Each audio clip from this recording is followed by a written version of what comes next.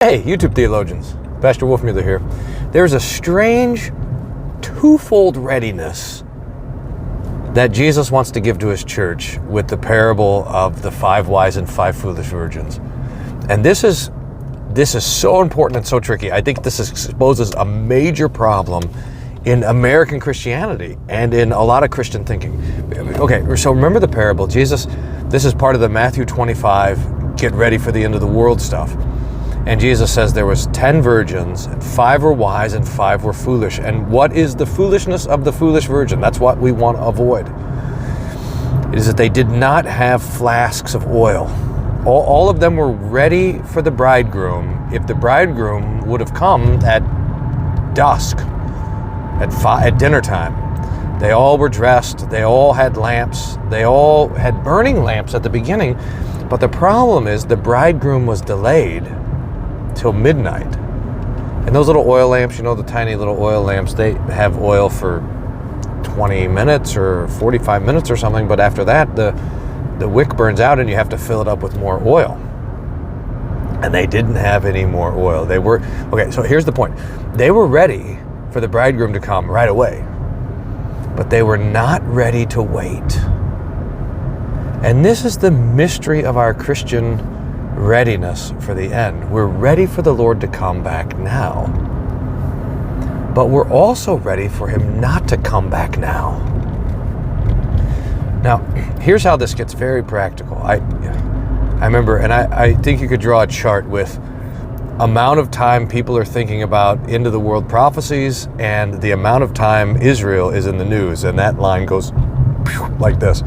And so it's skyrocketing now. Everybody's wondering, is this the end of the world? Look at the volcanoes in Iceland and the war in the Middle East, and it must be signs of the times. And for that, we remember the prophetic checklist. Look, everything the Lord promised, except for the last day, has happened already. So, but one of the dangers of interpreting the world and history and the news in that way, as if the Lord couldn't have returned before 1947 when Israel became a state. And we're still waiting for the Antichrist to appear and present himself in the temple, and all that all these things are not done yet. What happens is we become convinced that a certain event is the fulfillment of a biblical prophecy. And now we're ready for the end to come right now. And the danger is we're not ready to wait. I remember when I was, it was 1998. And someone very dear to me had read some book or listened to some prophecy teacher that said that 1998 was the year of the Lord's return. We don't know the day, we don't know the hour, but we do know the year. And I remember just very distinctly being at my grandparents' house for Christmas. I was in college? Yeah, I must have been in college. And maybe it was 1989, high school. Yeah, 1989 in high school.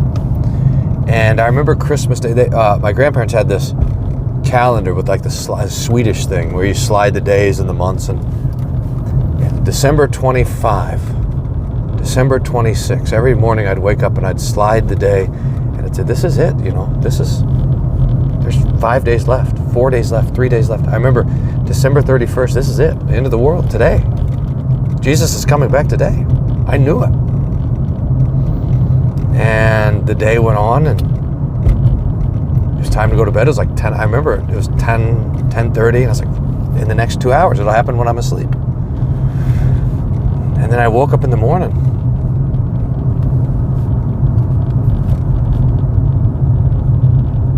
And that's hard.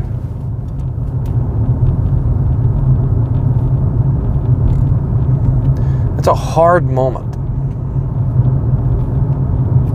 I remember thinking, well, maybe it's still December 31st somewhere else in the world.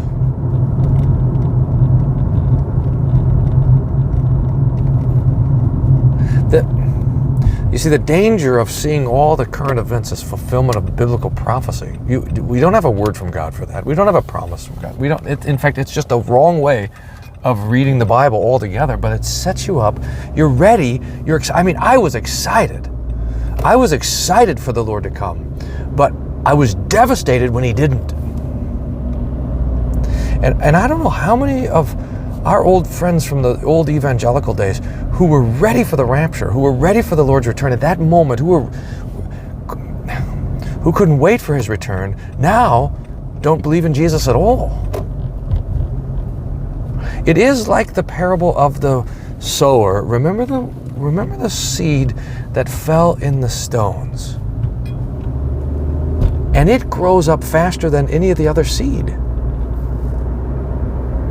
If you were to come and check on the fields 2 weeks into the planting season, and you'd see that the seeds in the stones had grown up faster than the seeds in the good soil, and you should say we should have thrown all the seeds in the stones. It sprung up fast. There was this great joy of salvation, but the problem is there were no roots. And so when the sun came out, the troubles of this life, instead of the long season of waiting and enduring and suffering being a gift because the roots dig down into the soil, no, for those among the stones, they withered and they died. Their faith was over. Jesus is warning us about this. That we have to be ready and excited and expecting him to come now before this YouTube video is finished, that we're ready for the Lord to come and that there's a joy and excitement about that.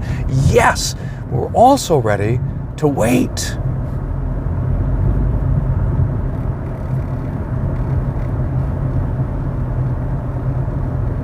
To endure suffering. It's kind of, you know how this is baked into the dispensational pre-tribulation model of the end times, is that the Lord raptures the church so they don't have to go through the great tribulation. This idea, where did you ever hear from Jesus that you're going to avoid tribulation and that you're going to avoid suffering? In this world, you will have suffering.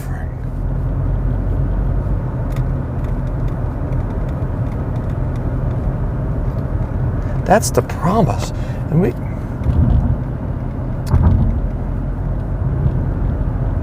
got to be ready for that. There's something about the United States. If you've traveled to older places like Europe, you'll notice this.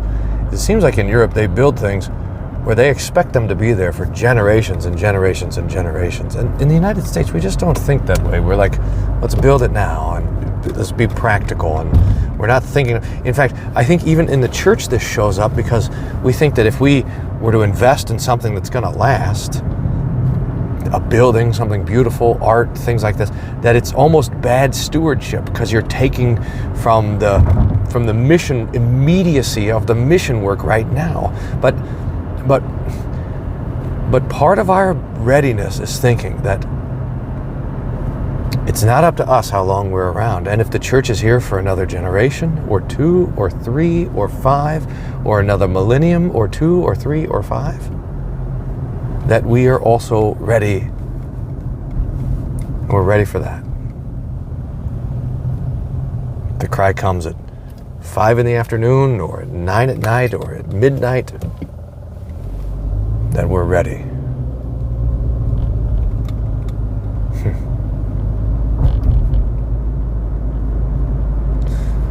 So we have oil in the lamp and oil in the flask. The Word of God, which pushes our roots down into the soil through affliction so that the troubles of this life actually are a blessing to us. They don't destroy our faith and our hope and our love, but they actually benefit it and bless it.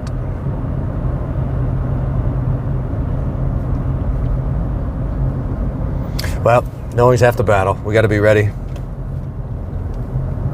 We got to be ready to go. And we got to be ready to stay.